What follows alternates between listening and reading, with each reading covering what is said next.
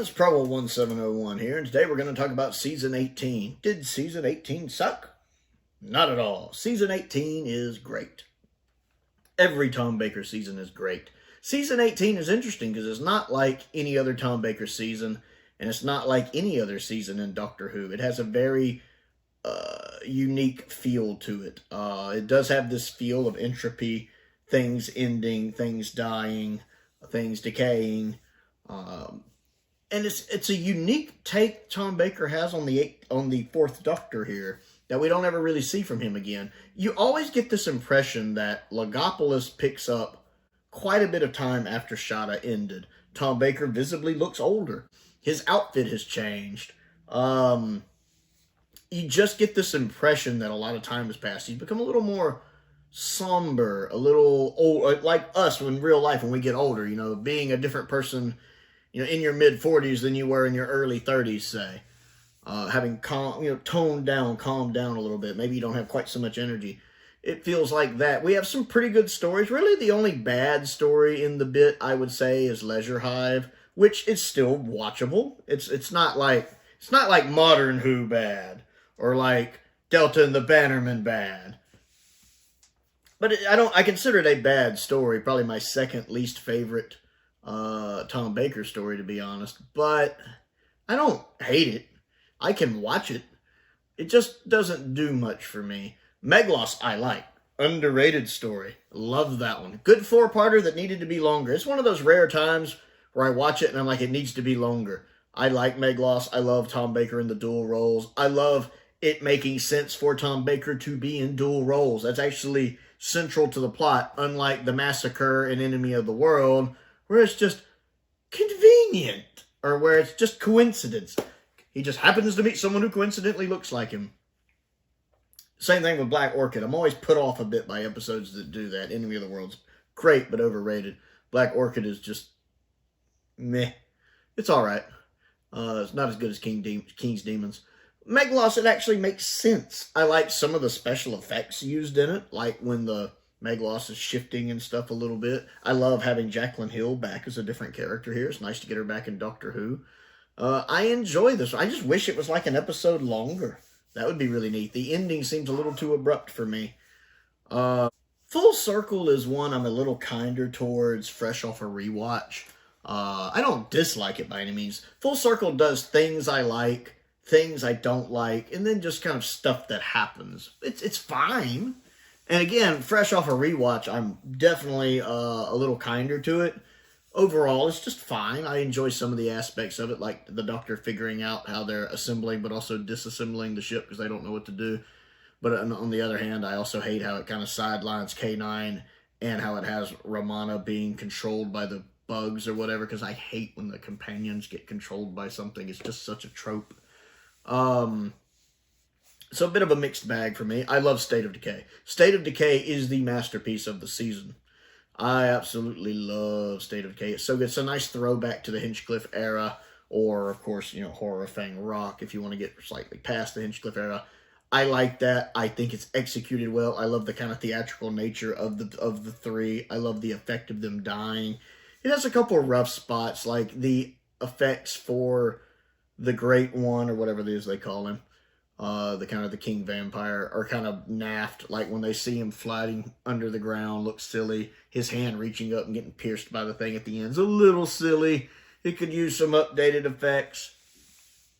But I love the story. I actually like Tom Baker and Lala Ward's performance. I know they were in a rough patch right there, but their actual performance overall, I like, because it just makes me feel like the Doctor is distracted by what's going on. And that it's so serious, the head vampire, the Time Lords even fought them, that he's caught up in what's happening. So their attitudes toward each other work for me in context of the story a lot.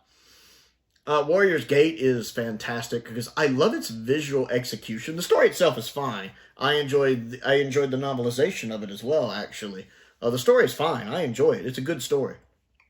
But I love the execution of it. Because this is a story, I've said this before on the channel, how it's executed on screen is going to be very dependent on when it was made. Like, if it was made in the 60s, it would look different. If it was made in the early 70s, it would look different. If it was made in the 80s, as it was, it's going to look the way it does.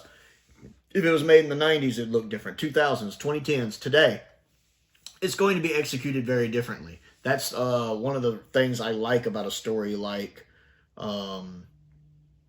Warrior's Gate. And the way they execute it is very impressive. It's a visually impressive story. Now, the guys on the ship are a bit two-dimensional. They're fine, but they're a bit two-dimensional. It's a nice exit for Romana and K9. But what really blows me away for the most part is the execution of the story. I just think it's visually very impressive. Keeper of Traken is good. I think it's the last truly great Tom Baker story. It's a lot of fun. It's a great way to reintroduce the Master. It has its flaws and little minor nitpicks I've talked about before, but I enjoy it. I like the Fourth Doctor in it. It's a nice way to introduce Nyssa. I absolutely love Anthony Ainley as Tremas. That's actually my favorite Anthony Ainley role in Doctor Who is when he's playing Tremas. He's so good. He plays Tremas as such a good character that it hits harder when he's basically killed by the Master, when the Master possesses his body. Makes that hit a little harder. I enjoyed the story. It's really upsetting that Traken was destroyed in Logopolis because I liked Traken. He goes through all that trouble to kind of save it, just for it to be destroyed later. I wish there was a way in a modern episode he could somehow save Traken and get Nyssa back to it. That would be neat. Logopolis is okay. Maybe easing into good. I mean, I love the fact the Doctor kind of goes out saving most of the universe. That's pretty cool. And I think Tom Baker's performance is good, and it's nice to see him show down with the Master again. It's a great introduction for Tegan, and it's a good regeneration. I like the regeneration a lot. I like the idea and character of the Watcher.